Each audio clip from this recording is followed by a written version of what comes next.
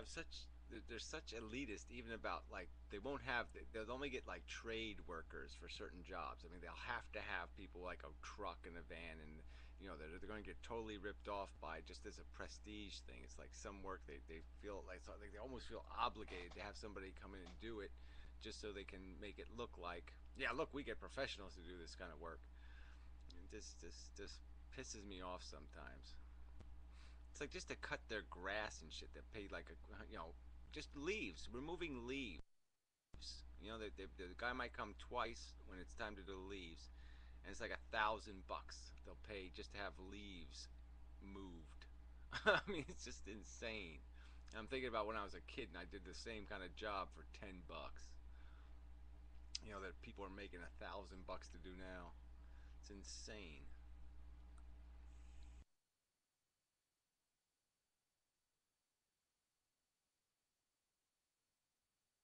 Yeah, well, it's a pretty weird place. I mean, they've been selling a lot of houses here now, because all the rich people going a little broke.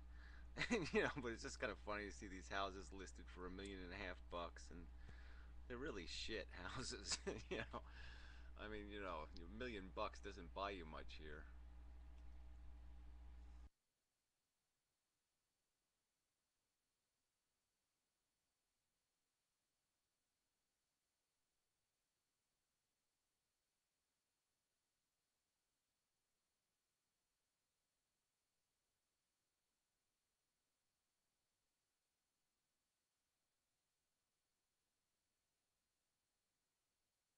Oh yeah, there's been a little irony about the court case. Is Jonesers actually moved, so now I'm stuck with a Texas judge, and nobody lives in Texas. So the guy I'm suing is not even living in Texas anymore.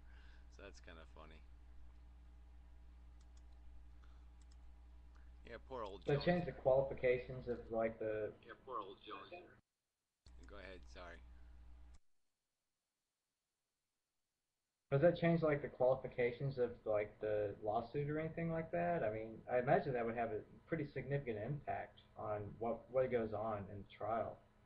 Yeah, I'm gonna try. I'm gonna motion anyway to see about maybe just moving, get the fuck out of Texas because all those Texas judges are lunatics. But part of me wants to force them to deal with the case. I mean, I want to rub it in their noses. I want to finally get a judge that actually decides the case, just so I can rub it in their nose.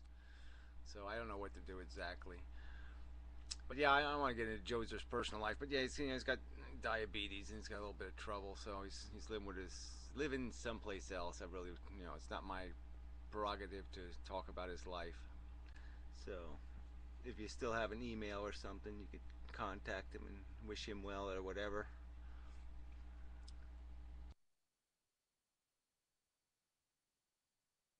Yeah, I always like to call the Texas judicial system courtroom ceiling fan justice because that's pretty much what it is.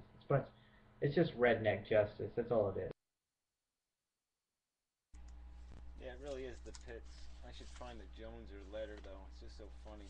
He sent a legal paper, and see if I can find the envelope here. And oh fuck, probably not gonna find it. Well, anyway, it says like has my name and it has asshole as the middle name. And he's done that on every single letter. And it's like, you can't do that, you fucker. I mean, he should be sanctioned for that. I mean, this is legal documents. You can't be, harassing me through the fucking federal mail. I mean, I'm suing him for being an asshole, and he's being an asshole right in front of everybody. He's writing asshole on fucking legal documents. Damn fucktard. You sure that wasn't just a joke? Well, it doesn't matter if it's just a joke. The point is you don't do that shit when you're getting sued for being a harassing asshole. You don't sit there and put asshole on mail you're sending to somebody's address. That's fucking harassment.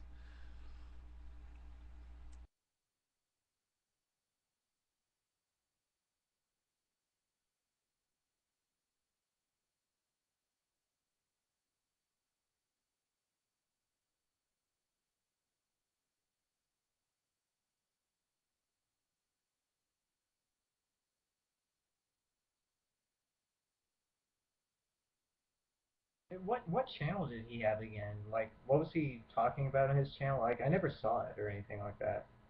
Yeah, it was like Jones R 66 or I don't know what the hell it was. Jones R, big capital R, some kind of number.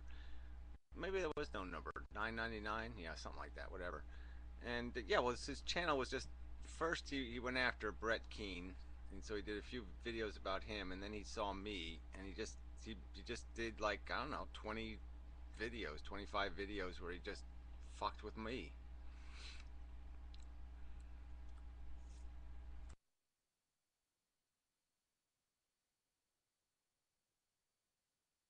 Yeah, we could use an argument here, but it's not too much. We could argue with Remy. Remy's full of shit lately. So let's use some reducto adsurdium. So what is this problem you have with this reducto adsurbitum? I mean, aren't we supposed to reduce? Isn't that the way you figure something out? You reduce it to its simplest components. Why is it absurd to do that?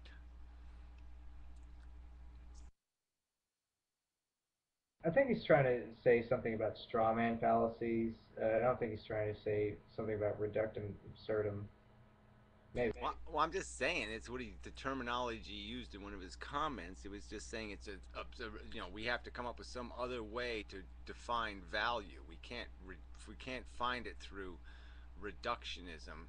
Somehow we have to do it through some other method that comes up with some answer like Remy is super special, and we need to have more Remys on the world, desiring and such, and littering their walls with little pretty guns. Because how deprived would the Oh, universe we're talking be? about. How deprived would the universe? I mean, could you imagine the universe without a Remy in it? Sorry. Oh my god! The universe without a Remy in it? Oh my god! Okay, we're talking about like this in the context of the values argument. Yeah, you really got to study exology. I think that's the way it's pronounced to really understand this argument because it's really complicated. I don't know any way that anyone can theoretically formulate a coherent theory about values. It just seems weird. I mean, practically, like in our everyday lives, we know what values and ethics are, but to try to intellectually come up with a theory that accurately coheres to the practical everyday aspect that we uh, engage in, it Well, gets that's really it's not about the everyday though difficult. shit. That's the whole fucking point. It's to step away from the everyday bullshit because the everyday bullshit's controlled by stupid social norms and a social contract. And so, the argument is what is the real efficiency? What is the real value of a life? I mean, does it positively impact or does it negatively impact? And that the truth of it is that there's lives that positively impact and lives that negatively impact. And that's something that we can define. It's not out of our grasp. It's there to be evaluated like we evaluate every other fucking thing in the world. We're very good at passing judgment on all kinds of things. How come we can't pass judgment on human lives?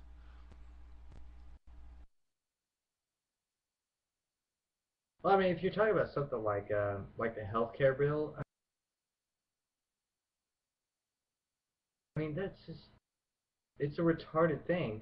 I mean, I hear people all the time talking